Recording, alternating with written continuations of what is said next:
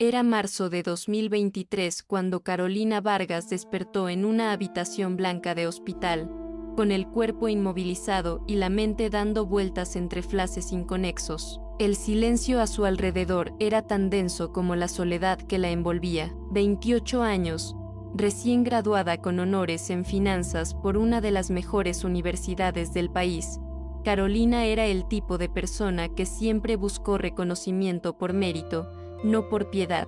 Pero allí, entre sondas, fracturas y cicatrices, se dio cuenta de que su herida más profunda no provenía del accidente en sí, sino de la ausencia. Ningún familiar esperándola, ninguna llamada, ninguna visita. En ese momento, el mundo parecía haber olvidado que ella existía. Los días se arrastraron, enfermeras amables iban y venían, los médicos daban actualizaciones mecánicas sobre su estado, pero el teléfono al lado de la cama permanecía mudo. Cuando logró, con dificultad, desbloquear su celular, Carolina tuvo la confirmación que temía. Sus padres y su hermana estaban en Hawái, en un resort de lujo, celebrando con pompa el baby shower de Luciana, la hija perfecta. En un video publicado en redes sociales, la familia sonreía frente a un mar cristalino, alzando copas de champán. Carolina vio eso sin emitir sonido,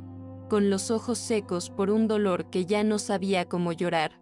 Su existencia, en ese instante, se volvió pequeña, irrelevante. La semana siguiente, Carolina fue trasladada a una habitación común. Ya podía sentarse en la cama, aún con dolor, pero decidida a entender lo que estaba sucediendo. Intentó llamar a su madre 2 veces. En la tercera, la llamada fue atendida, pero al otro lado solo había silencio hasta que la llamada se cortó abruptamente. Intentó con su padre, sin éxito. ¿Y Luciana? El mensaje fue visto, ignorado. Esa indiferencia quemaba más que cualquier fractura. Era como si su dolor no mereciera atención, como si su supervivencia hubiera estorbado los planes brillantes de la familia Vargas. Fue Teresa, su amiga desde los tiempos de la universidad, quien apareció sin aviso. Entró al cuarto con un ramo torcido, una barra de chocolate escondida en el bolso y los ojos vidriosos. Se quedó allí horas, escuchando, sin juzgar. Cuando Carolina, por primera vez, desahogó en voz alta la sensación de ser invisible para su propia familia, Teresa no intentó consolarla con frases hechas, solo apretó su mano con firmeza. No estás loca, Carol, esto es cruel, no te están tratando como hija, te están borrando. Esas palabras quedaron grabadas, porque por primera vez, alguien dijo en voz alta lo que ella sentía desde hacía años pero nunca había tenido el valor de admitir. En los días que siguieron, Carolina comenzó a levantarse lentamente, física y emocionalmente. El cuerpo todavía dolía, pero lo que más pesaba era la falta de sentido. Por primera vez, afrontó con claridad la estructura emocional de la familia en la que había crecido. Siempre supo que Luciana era la preferida desde la infancia, recibía los mejores regalos, los mayores elogios, las mayores expectativas. Carolina era la tranquila, la sensata, la que no da problemas.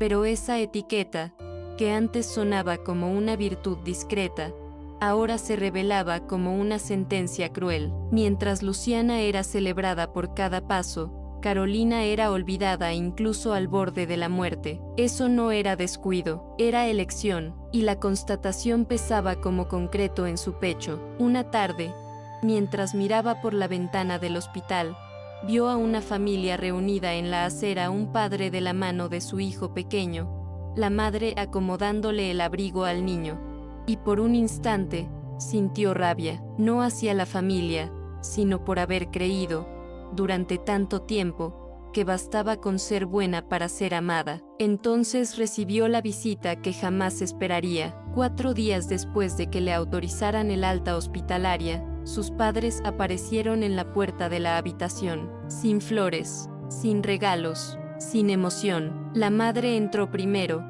con los ojos secos, pero la expresión concentrada como si estuviera en una reunión de negocios.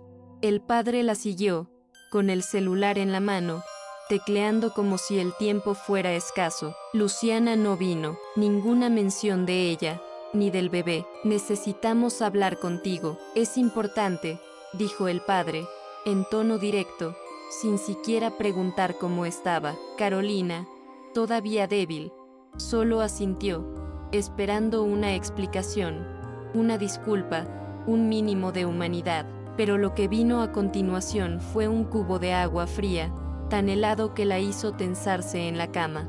El bebé de Luciana tiene un tipo rarísimo de incompatibilidad sanguínea. Necesitamos que vengas con nosotros a São Paulo lo antes posible. Tu ayuda puede salvarle la vida. El tono no era de súplica, era de imposición, una convocatoria. Carolina sintió el estómago revolverse, pero mantuvo el control. Una parte de ella aún quería creer, aún deseaba, contra toda lógica, que ese fuera el momento de la reconciliación. Pero algo dentro de ella, tal vez instinto, tal vez agotamiento, le impidió responder de inmediato. Solo dijo: quiero hablar con mi médico primero. Y en esa respuesta calma, pero firme, empezó a delinearse lo que vendría después, la reconstrucción de una mujer que ya no aceptaría ser utilizada. El viaje de regreso a São Paulo se realizó 2 días después. En contra de la recomendación médica y de su propio instinto, Carolina aceptó ir no por creer en la historia, sino porque necesitaba verlo con sus propios ojos. Algo en esa narrativa no tenía sentido, todo parecía montado a toda prisa, como un teatro mal ensayado. Durante el vuelo, sentada entre sus padres, trató de iniciar conversación, preguntar por Luciana, por el bebé, pero las respuestas eran vagas. La madre desviaba la mirada, el padre siempre ocupado con hojas de cálculo en el celular. Carolina percibió que no había emoción en ninguno de los dos, solo urgencia, la urgencia de quien necesita tu presencia, pero no tu existencia. Cuando aterrizaron, fueron directo a la antigua casa familiar, en un condominio cerrado en Morumbi. Nada había cambiado, excepto un detalle que llamó la atención de Carolina. Todas las fotos de la sala principal mostraban a Luciana en distintas fases del embarazo. Ninguna imagen de ella, ningún recuerdo de que allí también había vivido. A lo largo de aquella noche, Carolina trató de descansar en su antiguo cuarto, pero el sueño no llegó. Los dolores en el cuerpo ya no eran la molestia mayor, lo que dolía ahora era el silencio, la forma en que todo le resultaba extraño. La casa en la que creció ya no transmitía acogimiento, solo la frialdad de un entorno donde nunca había pertenecido de verdad. A la mañana siguiente, le sirvieron un café de manera apresurada. Sus padres, ya vestidos para salir, la esperaban en la sala con una carpeta en las manos. Vamos al laboratorio primero, luego tenemos unos papeles para que firmes.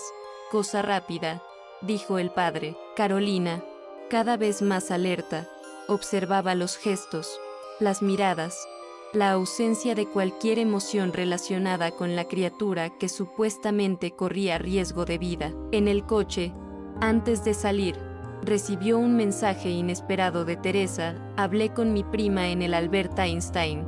Ningún bebé ingresó con el apellido Vargas. ¿Estás segura de que todo está bien ahí? El corazón de Carolina se disparó. Sabía que debía actuar con cautela. Sabía, ahora con certeza, que algo estaba profundamente mal.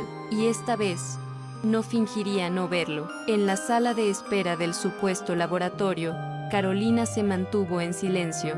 Observaba todo a su alrededor con ojos atentos. Los empleados parecían poco informados. La recepcionista ni siquiera mencionó el nombre del bebé, y ningún médico apareció para atenderlos. Tras 30 minutos, su padre se levantó, se acercó al mostrador y susurró algo. Carolina notó, por primera vez, el nerviosismo sutil en sus movimientos, los dedos tamborileando en el mostrador, la postura ligeramente encorvada. Su madre permanecía callada, hojeando una revista vieja, como si nada estuviera fuera de lo normal. Un asistente llamó a la doctora. Silva y dijo que ya no había más personal disponible ese día. No hubo toma de muestras de sangre ni ningún procedimiento médico. Y fue en ese instante cuando Carolina tuvo la certeza: ese examen nunca existió. No había bebé en riesgo, no había urgencia médica, solo había una representación frágil, sostenida por mentiras.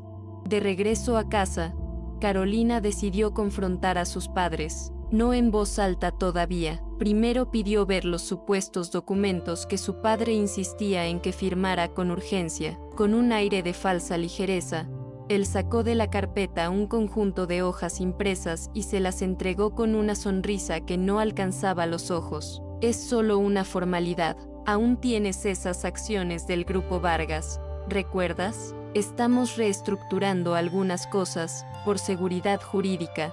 Esto no cambia nada para ti, hija. Carolina fingió leer superficialmente, como quien confía, pero por dentro, cada palabra era analizada con frialdad. Reconoció cláusulas que mencionaban cesión de derechos, enajenación de participación y, lo más grave, transferencia definitiva de todos los activos vinculados al patrimonio heredado de su abuelo, incluidos proyectos listados por nombre entre ellos Torres Esmeralda. La mano de Carolina tembló levemente al devolver los papeles.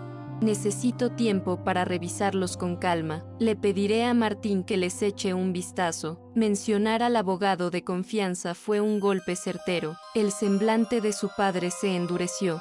Su madre desvió la mirada, y Carolina, por primera vez en esa casa, sintió que tenía el control. Carolina no regresó al cuarto.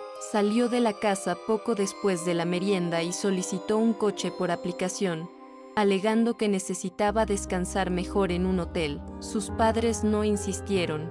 Al contrario, parecían aliviados de evitar cualquier confrontación directa. En el trayecto al centro de la ciudad, llamó a Martín, el abogado con quien había mantenido contacto desde el fin de la universidad. Era un amigo y también un profesional meticuloso, que conocía bien la estructura societaria del Grupo Vargas. Le explicó, en detalle, todo lo sucedido desde la llamada sobre el bebé hasta los documentos presentados. Martín no tardó en reaccionar. Esto es fraude, Carol, y de los grandes. Te están engañando para que cedas activos muy valiosos. Voy a iniciar una solicitud de auditoría y quiero que no firmes nada, ni una coma más. Necesitamos copias de estos documentos y a alguien de dentro que pueda confirmarlo todo. Carolina colgó con la mente en ebullición, pero con una nueva fuerza brotando en lo más profundo del pecho. Por primera vez, no estaba intentando entender los porqués del rechazo, estaba enfocada en actuar. Aquella noche, hospedada en un hotel sencillo pero silencioso, Carolina hizo algo que había evitado durante años. Llamó a su tío Roberto. Él atendió con voz sorprendida, pero cálida. Vivía en Atibaya, alejado de la familia desde que había sido apartado de la dirección del grupo, un alejamiento que, según la versión oficial, había sido por discrepancias éticas. Lo que Carolina sabía, en realidad, es que él siempre había tenido una visión más humana de los negocios, algo que su padre despreciaba. Sin rodeos, ella contó todo: el accidente, la ausencia de la familia, la mentira sobre el bebé, los documentos de cesión. Cuando terminó, escuchó un largo suspiro al otro lado de la línea. Tu abuelo jamás permitiría esto, Carol. Te dejó esa parte porque confiaba en tu carácter. Y lo que están haciendo no es solo antiético, es criminal.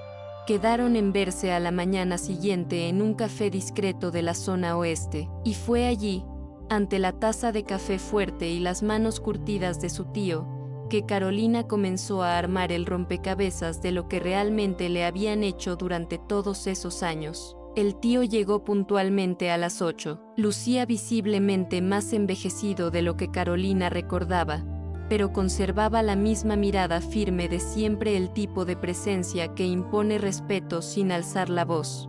Traía consigo una carpeta gastada con documentos antiguos, incluidas copias del testamento de su abuelo, actas de reuniones e informes olvidados. Tu abuelo confiaba en ti, Carol, me dijo. poco antes de morir, que tú eras el futuro de la empresa, que tu sensatez compensaba toda la ambición ciega que había invadido la gestión actual. Carolina leyó allí mismo la cláusula que mencionaba su nombre con claridad. El 25% de las acciones del Grupo Vargas estaban a su nombre desde los 21 años, con derecho a voto y participación en proyectos estratégicos, incluida la iniciativa ambiental Torres Esmeralda, un proyecto sostenible de vivienda que su abuelo había concebido como legado social. Nunca le habían informado de ello. Su padre y Luciana lo habían ocultado todo, mientras la usaban como la hija que no se involucra, manteniéndola al margen de decisiones, de las ganancias y, ahora, de la verdad. Las piezas comenzaron a encajar. El Grupo Vargas estaba al borde de la quiebra. Inversiones mal hechas, contratos con empresas de fachada, gastos astronómicos en nombre de la imagen pública. El proyecto Torres Esmeralda, que debía haberse lanzado 3 años antes, había sido archivado, no por inviabilidad técnica, sino porque no generaba lucro inmediato y el padre de Carolina consideraba eso idealismo barato. El nombre de la joven, sin embargo, aún figuraba como socia mayoritaria en algunas filiales. Firmar aquellos papeles significaba renunciar a lo poco que quedaba del espíritu original de la empresa. Necesitan tu parte para vender todo y salvar su propia piel, explicó Roberto, mientras pasaba los dedos por un gráfico impreso. Pero eso no salvará a nadie. Solo pospondrá la ruina unos meses más. Carolina escuchaba con atención, el estómago revuelto, pero la mente cada vez más clara. Ya no se trataba de salvar un patrimonio, era restaurar la verdad, recuperar algo que le habían arrebatado sin remordimiento. Por primera vez en mucho tiempo, sintió algo parecido a la esperanza, no la esperanza de que su familia cambiara, sino de que ella finalmente tomara las riendas de su propia historia. En los 2 días siguientes, Carolina y su tío trabajaron en silencio, casi como cómplices de una verdad que necesitaba salir a la luz. Martín, el abogado, se incorporó oficialmente al caso y solicitó por vía notarial una notificación formal al Grupo Vargas, requiriendo la suspensión de cualquier movimiento societario hasta que todos los documentos fueran debidamente auditados. La medida fue certera, una notificación protocolar que, aunque discreta, encendió las alarmas entre los implicados. A la mañana siguiente, Carolina recibió 3 llamadas seguidas de su madre y un mensaje de Luciana, el primero en semanas, que decía solo: ¿de verdad crees que esto te traerá de vuelta a la familia? Carolina leyó la frase 3 veces, sintiendo una extraña mezcla de dolor y libertad. ¿Volver a la familia? ¿Cómo volver a algo que nunca la había acogido de verdad? No respondió. Lo único que hizo fue continuar lo que había comenzado, y cuanto más avanzaba, más se fortalecía. La decisión de Carolina de enfrentarse cara a cara con la familia no nació de la ira, sino de la necesidad. Era preciso cerrar ese ciclo de manipulación y silencio. Con el apoyo de Martín y Roberto, concertó una reunión formal en la sede de la empresa. Se presentaría como socia accionista, algo que legalmente ya era, pero que nunca había ejercido en la práctica. Cuando entró en el edificio moderno de vidrio espejado en el centro empresarial de la ciudad, sintió el cuerpo temblar, no de miedo, sino de adrenalina. Había pasado años evitando ese entorno, pensando que no pertenecía a él, pero ahora estaba allí, de pie, con la cabeza erguida, los documentos en el bolso y la convicción de que no saldría con las manos vacías. En la recepción, la anunciaron con su nombre completo, Carolina Vargas, y por primera vez, ese apellido no pareció una prisión, sino una identidad recuperada. La sala de reuniones era amplia y fría, con vistas a los edificios de hormigón. Su padre estaba allí, junto a 2 abogados de la empresa. La madre entró minutos después, visiblemente incómoda. Luciana no apareció. Cuando Carolina entró, su padre mantuvo la mirada firme, como si aún creyera tener el control, pero ella percibió el leve tensarse de sus hombros, la mirada rápida hacia los documentos en su mano. Sin perder tiempo, Martín inició la reunión presentando formalmente los documentos originales del testamento del abuelo, las actas que comprobaban la participación societaria de Carolina y la notificación oficial de auditoría. El ambiente se heló. Su padre intentó interrumpir, alegando que había acuerdos verbales antiguos, pero Martín fue contundente.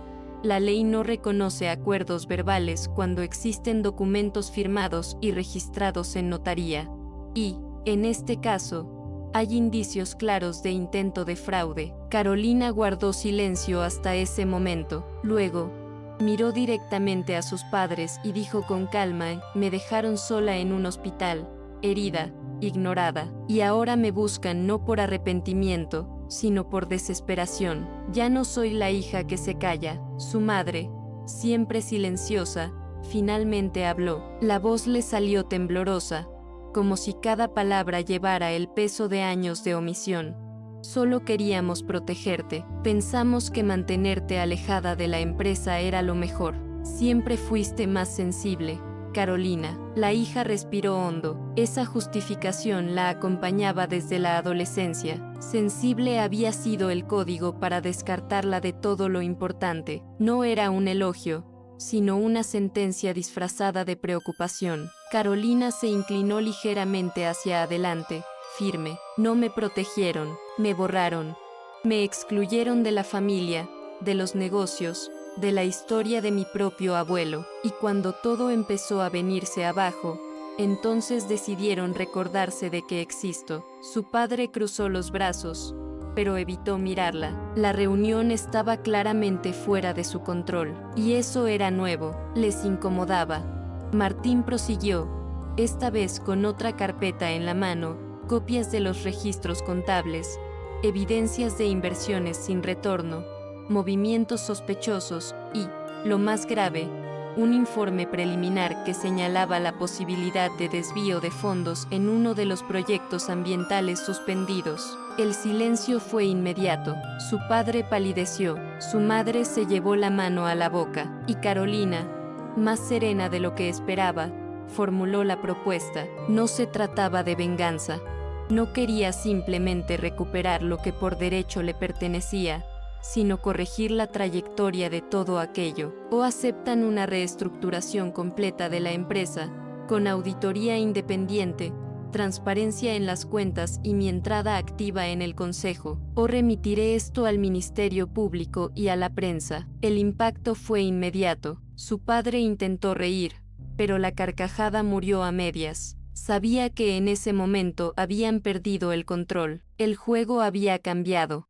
Y Carolina, la hija olvidada, ahora era quien dictaba las condiciones. En los días siguientes, la propuesta de Carolina fue recibida con intentos desesperados de negociación. Primero, llegaron los ruegos emocionales, la madre llamando a altas horas, diciendo que la familia estaba sufriendo, que Luciana estaba emocionalmente afectada.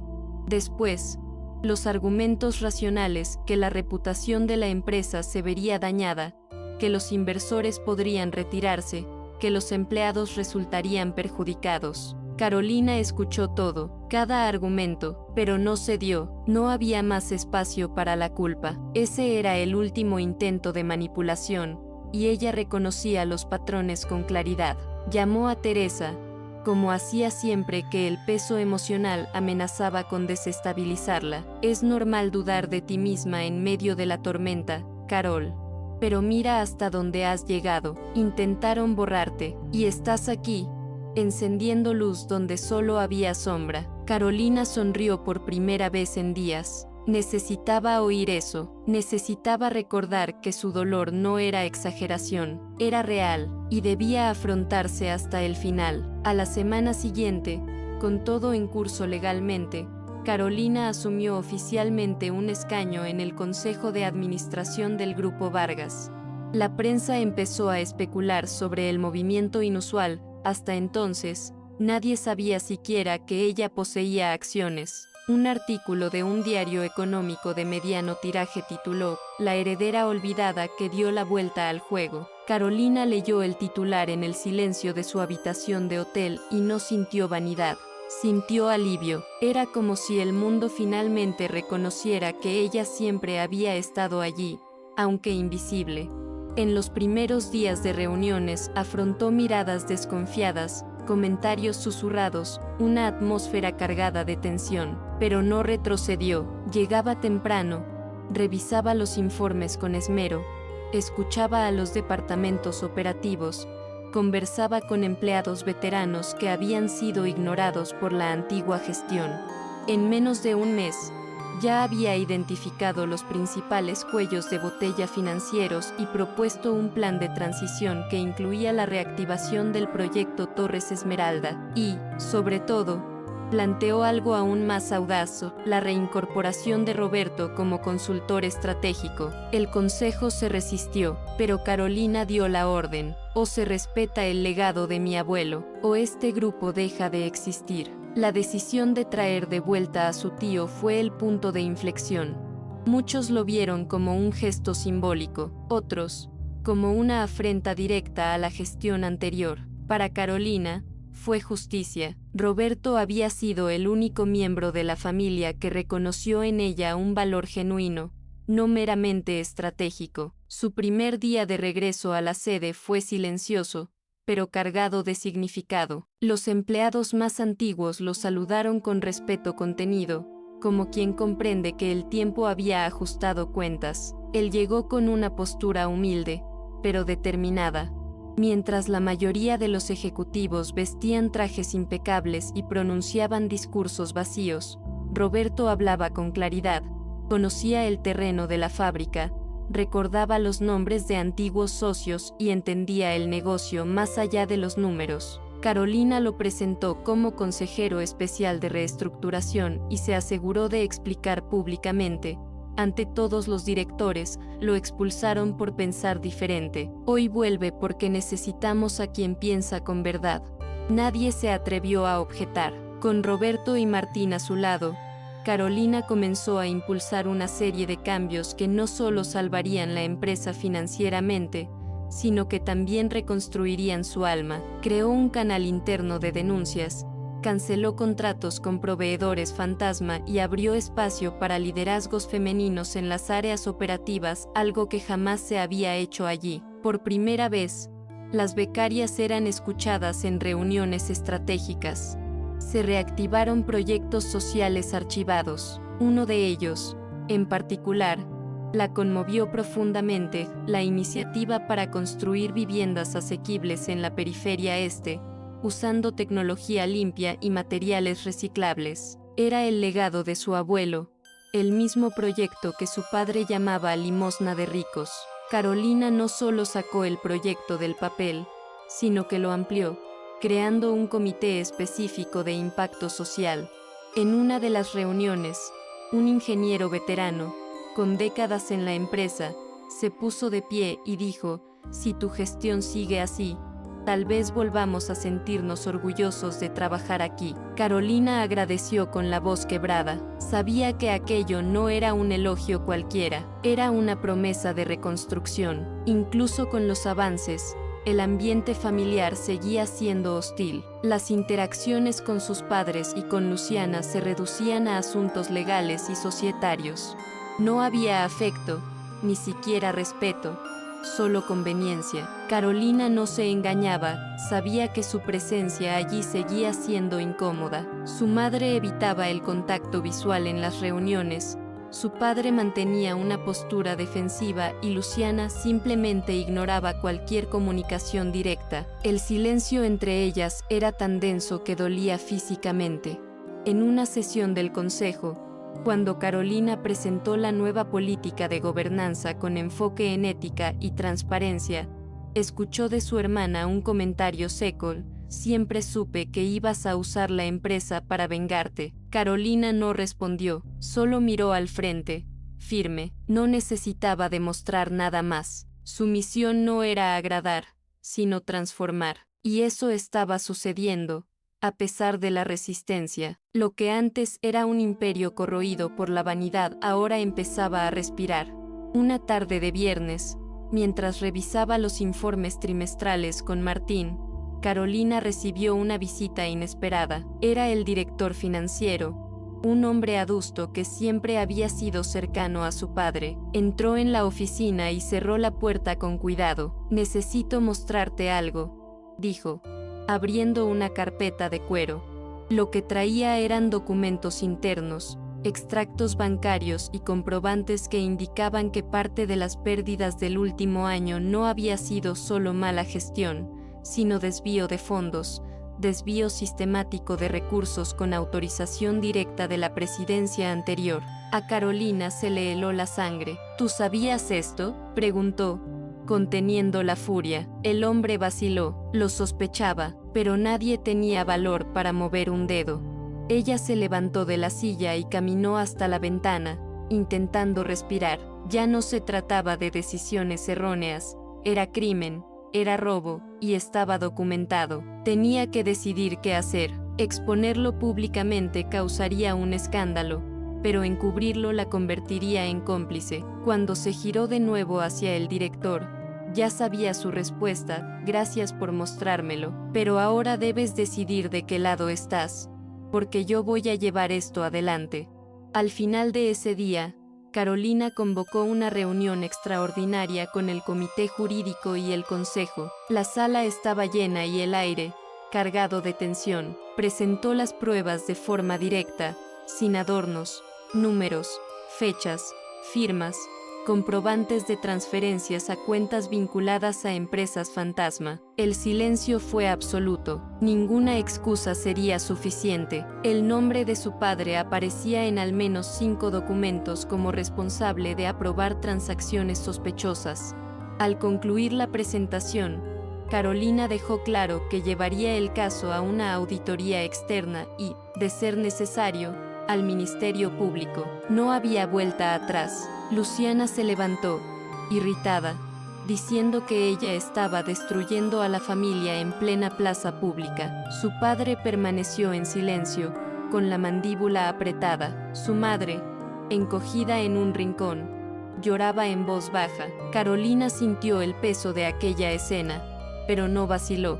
Sabía que al romper definitivamente con esa estructura podrida también estaba cortando el último hilo de cualquier vínculo emocional, pero no tenía elección. La verdad era innegociable. Esa noche, de vuelta al hotel, Carolina se derrumbó. Se encerró en el baño y lloró durante largos minutos, el cuerpo acurrucado en el suelo frío. Era un llanto distinto, no de arrepentimiento, sino de agotamiento. Aquella batalla le había exigido cada pedazo de energía, cada fragmento de coraje que poseía. Pensó en el accidente, en el hospital, en el día en que descubrió que su familia estaba en un resort celebrando un bebé mientras ella luchaba por sobrevivir. Pensó en las noches en vela, en el desprecio disfrazado de protección, en los intentos de silenciarla a lo largo de su vida. Y también pensó en Teresa, en Martín, en Roberto, personas que eligieron verla, apoyarla, estar a su lado sin intereses ocultos. Allí, sola en ese suelo, comprendió que la victoria no siempre llega con aplausos o celebraciones. A veces llega en silencio, en el peso de una decisión correcta, en el final de un ciclo que debía cerrarse. Y cuando finalmente se levantó, con los ojos rojos y la respiración entrecortada, sintió algo nuevo: paz. Al día siguiente, Carolina recibió la confirmación oficial: la auditoría externa había sido aprobada y comenzaría de inmediato. La noticia se propagó por los pasillos de la empresa como un incendio silencioso. Algunos reaccionaron con miedo, otros con alivio. Muchos, por primera vez, sintieron que algo realmente cambiaría. Para Carolina, aquello representaba más que un paso jurídico, era una ruptura definitiva con el viejo modelo de poder que dominaba el Grupo Vargas. Entre bastidores, inversores empezaron a acercarse a la nueva gestión, interesados en apoyar los proyectos de impacto social que se estaban rescatando. Los medios, antes sutiles, comenzaron a reportar abiertamente la nueva fase de la empresa, y en una entrevista exclusiva con el periódico que antes la había llamado La Heredera Olvidada, Carolina fue directa: la empresa no es mía, pertenece a todos los que fueron negligidos, silenciados e ignorados en los últimos años. Lo que estoy haciendo aquí es simplemente devolver lo que siempre debió ser de todos. La frase se volvió viral, no por ser elocuente, sino por ser verdadera.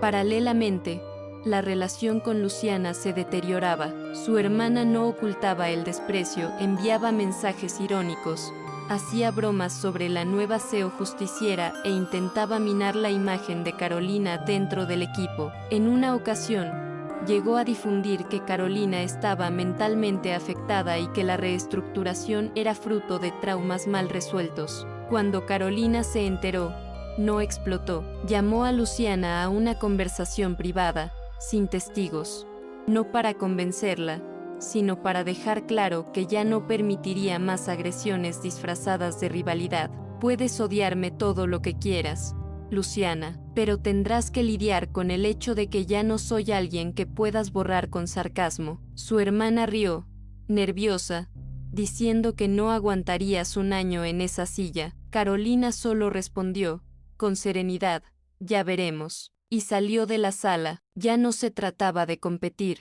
sino de resistir y reconstruir. Y si Luciana no quería formar parte de eso, el problema ya no era suyo. Con el paso de los meses, los resultados comenzaron a hacerse visibles. El proyecto Torres Esmeralda, antes considerado utópico, se convirtió en un referente de innovación y sostenibilidad. Alianzas con universidades aportaron nuevas tecnologías, mientras cooperativas locales se integraron a la construcción, generando empleo y compromiso comunitario. Carolina supervisaba cada etapa de cerca, visitando las obras, conversando con los obreros y escuchando sus historias. Uno de ellos, llamado Joel, dijo durante una visita: mi hijo vivirá aquí, y sabrá que su casa nació porque alguien creyó que los pobres merecen dignidad. Carolina contuvo la emoción. No era solo una construcción, sino una reparación, algo que ella misma también buscaba de otra manera. Poco a poco, la empresa empezaba a ser reconocida no por el apellido de sus fundadores, sino por acciones concretas que reflejaban nuevos valores. Y para ella, ese era el verdadero significado de herencia: transformar el dolor en estructura, el abandono en propósito. Internamente, la cultura también estaba cambiando. Departamentos antes dominados por jerarquías inflexibles adoptaron procesos más participativos.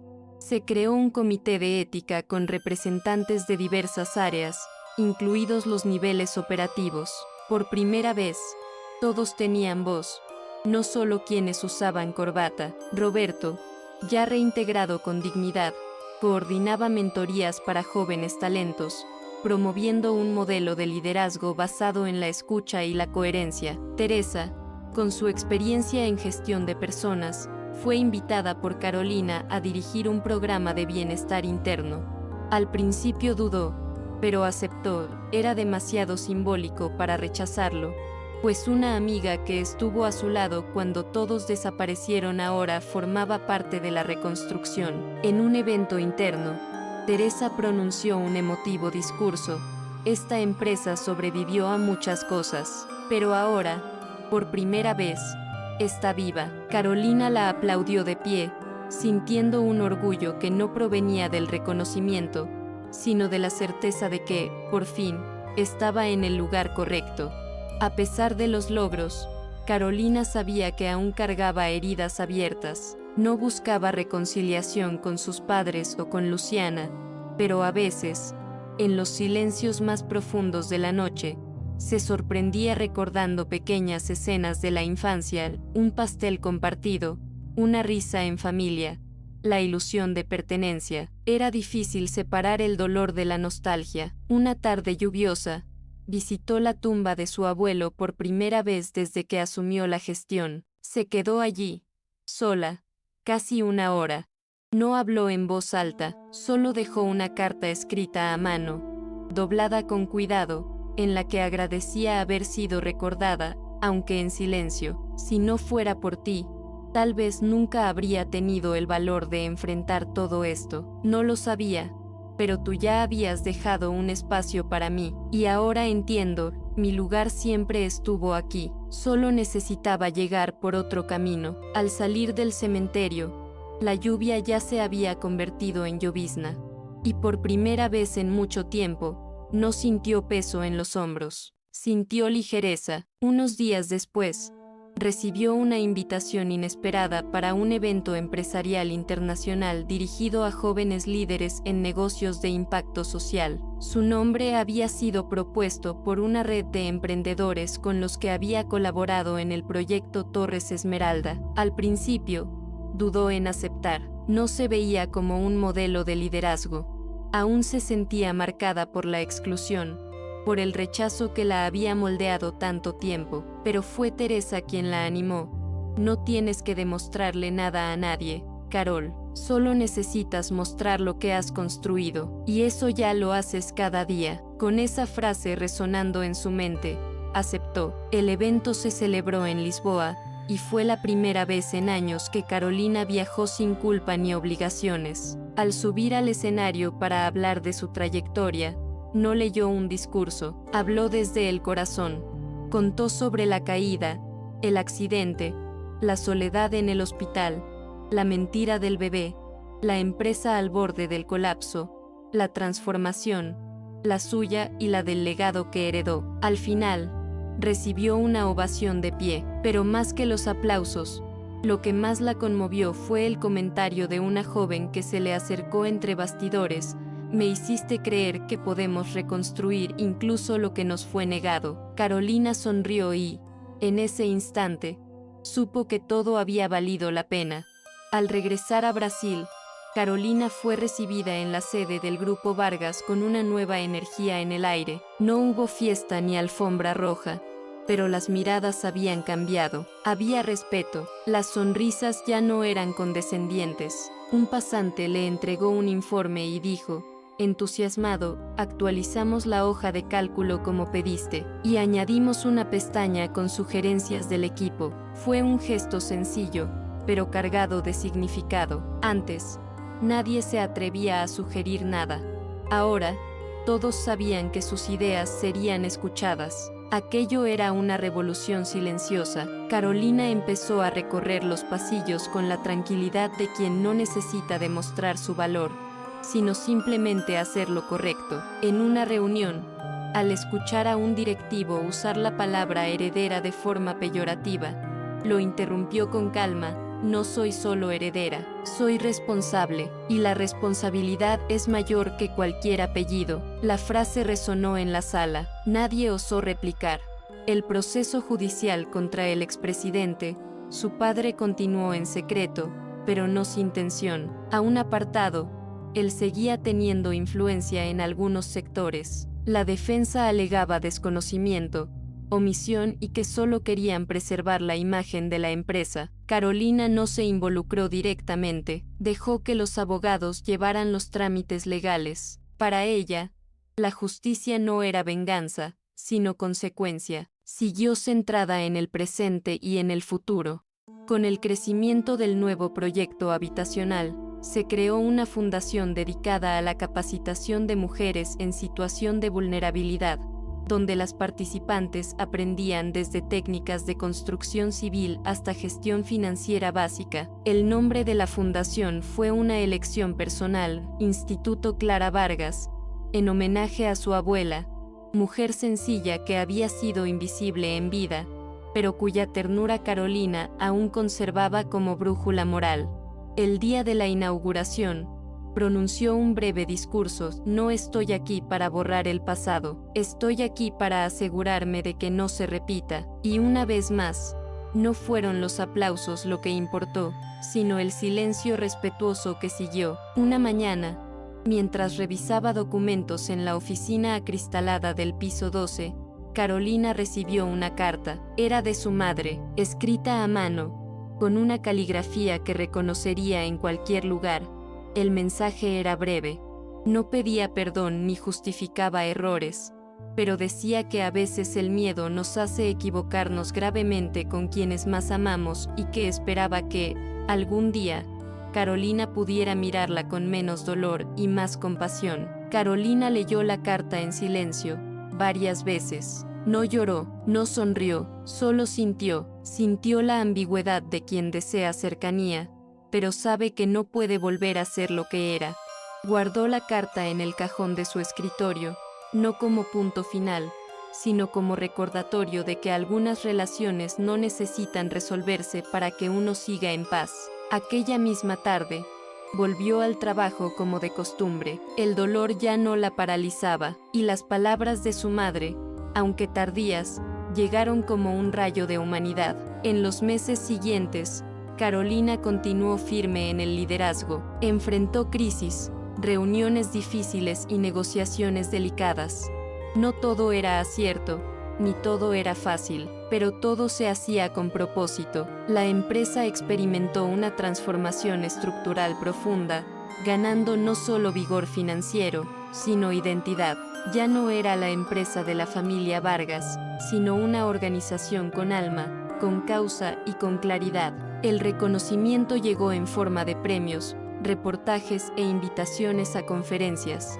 Pero el mayor reconocimiento estuvo en las pequeñas cosas: el empleado que decidió quedarse pese a recibir una oferta mejor, la ingeniera que volvió de su licencia de maternidad y fue ascendida, el habitante de uno de los proyectos sociales que envió una carta diciendo que su hija ahora quería ser arquitecta. Carolina leía esos mensajes como combustible. No necesitaba estatuas ni títulos, solo necesitaba continuar. Y continuó, con los pies en la tierra, la mente enfocada y el corazón, por fin entero. Durante una entrevista para una revista internacional, Carolina habló abiertamente sobre el accidente por primera vez. Hasta entonces, era un capítulo velado, una línea al pie de su trayectoria. Pero ese día, ante una periodista empática y respetuosa, se permitió recordar.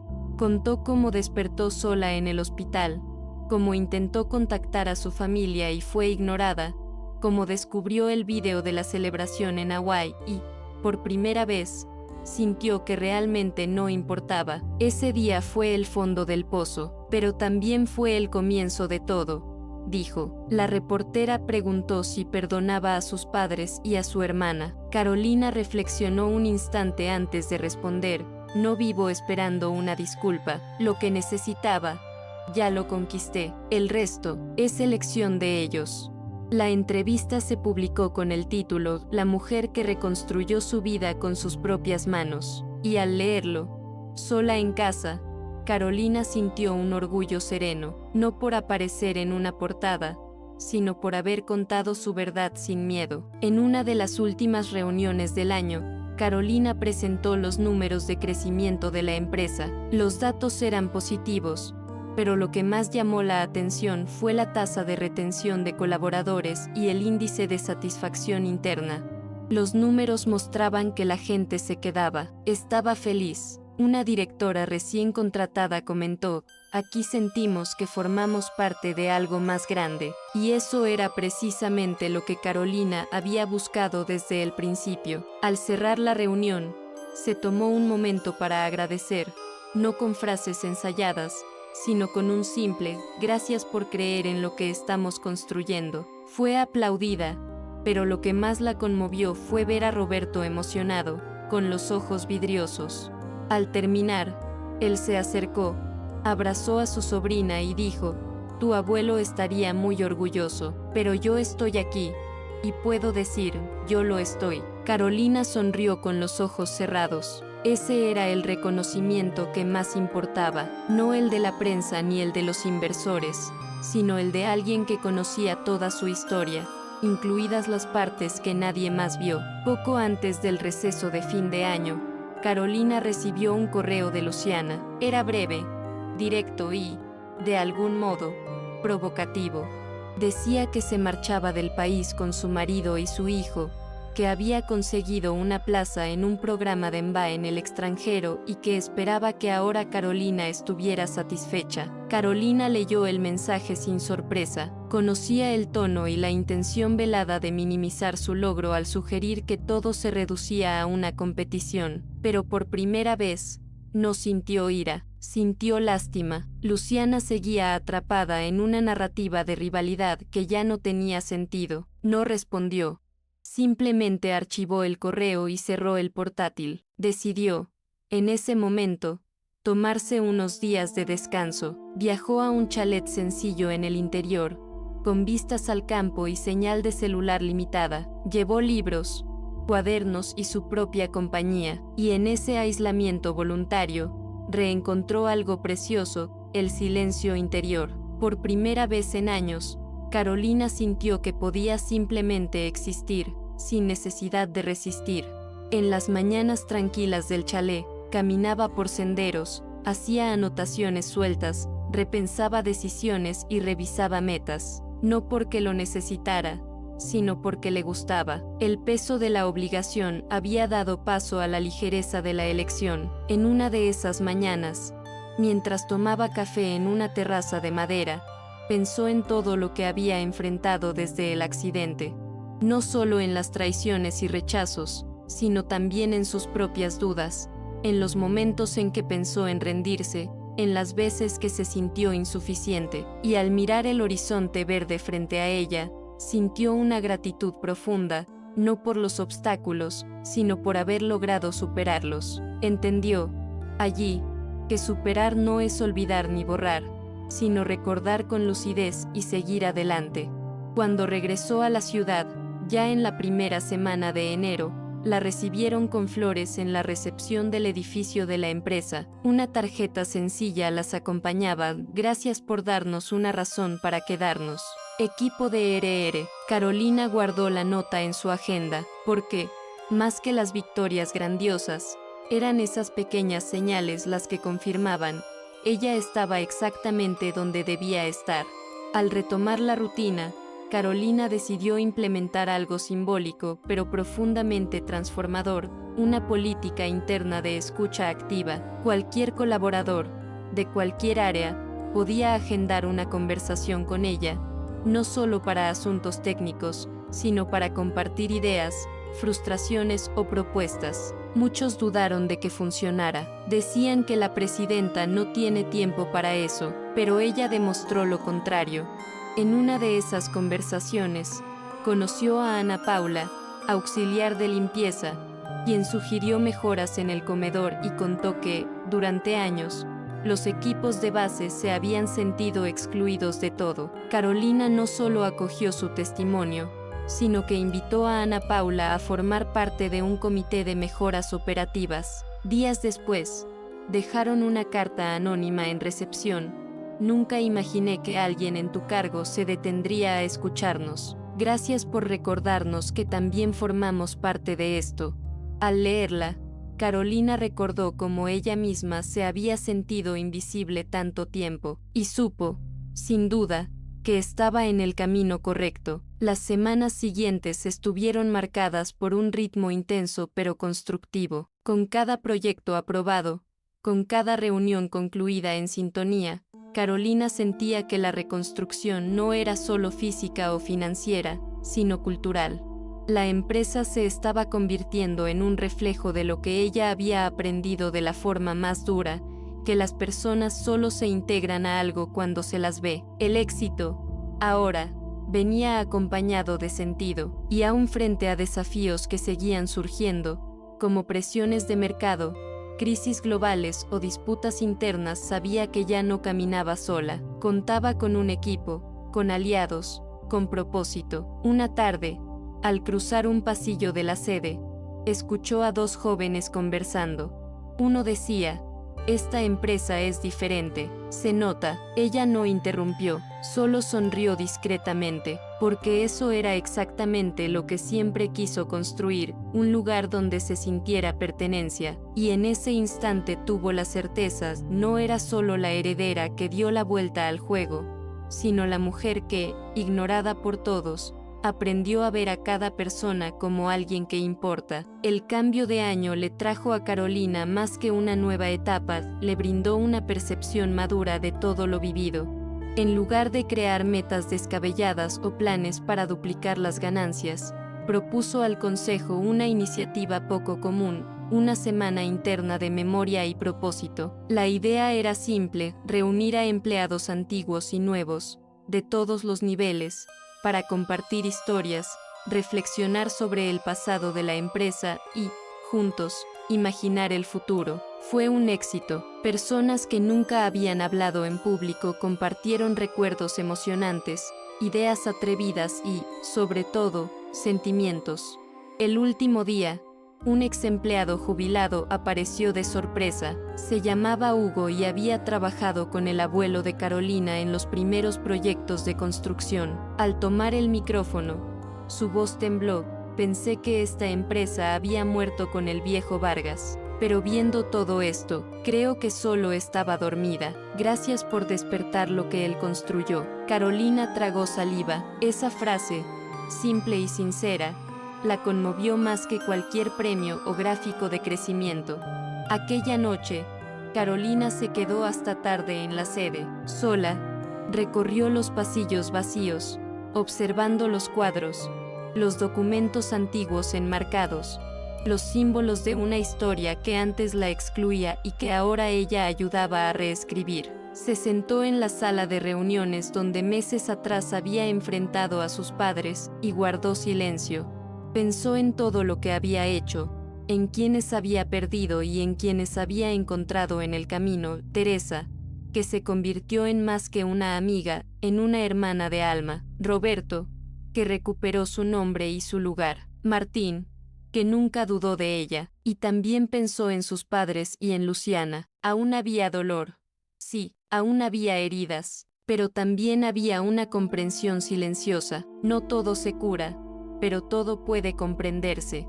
Y en ese instante, allí sola, Carolina entendió que su mayor logro no era la presidencia, ni los proyectos, ni la reputación restaurada, era haberse reencontrado a sí misma, íntegra, firme y, finalmente, libre. Unas semanas después, Carolina fue invitada a una mesa redonda con otros líderes que transformaron empresas familiares en negocios de impacto. Durante el evento, uno de los panelistas, un ejecutivo veterano, preguntó: ¿en qué momento supiste que habías ganado? La pregunta la sorprendió. Pensó unos segundos antes de responder: no creo que ganar sea un punto fijo. Para mí, ganar fue atravesar el peor momento de mi vida sin perder quién soy. Fue tener la fuerza para enfrentar la verdad y usarla para construir algo mejor. Entonces, si hubo un momento, tal vez fue cuando dejé de pedir que me aceptaran. La audiencia guardó silencio un instante antes de aplaudir, pero, de nuevo, los aplausos no fueron lo más importante. Lo crucial fue haber encontrado las palabras para expresar lo que tanto tiempo solo supo sentir en silencio. De regreso a casa, Carolina miró por la ventana del coche y pensó en cómo todo había comenzado: un accidente, un hospital, un silencio cruel. Pensó la primera vez que leyó Torres Esmeralda en un documento sin entender su significado. En la primera noche sola en el hotel, con la carpeta de documentos de su abuelo y la voz de su tío diciéndole que ella era el futuro. En la frialdad de su padre, en la indiferencia de su madre, en las ironías de su hermana. Y luego, en cada persona que apareció en su camino y reavivó en ella una chispa de vida. Cada elección, incluso las más dolorosas, había sido una piedra en ese sendero. No había atajos, ni forma de hacerlo de otra manera. Y, sorprendentemente, no quería retroceder en el tiempo, porque todo, absolutamente todo, había moldeado a la mujer que ahora enfrentaba la vida con los ojos abiertos y los pies firmes en la tierra. Poco después, en una ceremonia discreta organizada por una organización no gubernamentales aliada de la empresa, Carolina recibió un reconocimiento simbólico, un trofeo hecho de madera reciclada y vidrio reutilizado, con una inscripción sencilla: por haber transformado el desdén en legado. Al sostener ese objeto humilde en sus manos, no pensó en sí misma, sino en todo lo que había quedado atrás, el silencio del hospital, el desprecio familiar, el intento de borrarla. Cada una de esas experiencias era ahora combustible para algo que ya no podía apagarse, y ella sabía, ese no era el final de su historia, sino un hito, un punto de inflexión definitivo, porque lo que construía ahora no se limitaba a edificios o proyectos, sino a identidad, a pertenencia, a una memoria que resistía. Esa noche, al regresar a casa, Carolina hizo algo que no había hecho desde el accidente, llamó al número de su madre. No para pedir explicaciones ni para reprochar lo que nunca llegó, sino para cerrar el ciclo con dignidad. Su madre contestó con voz baja, sorprendida. Carolina solo dijo, «Estoy bien, quería que lo supieras». Hubo silencio al otro lado. Luego, un susurro, «Gracias por llamar». Y eso fue todo. Ninguna promesa de reconciliación, ningún discurso redentor, pero tampoco rencor. Al colgar, sintió que algo en su interior finalmente se había asentado, y durmió profundamente esa noche, como no lo hacía desde hacía mucho tiempo, porque ahora, más que nunca, sabía que su historia no trataba de ser aceptada, sino de aceptarse a sí misma, y eso, ya lo había logrado.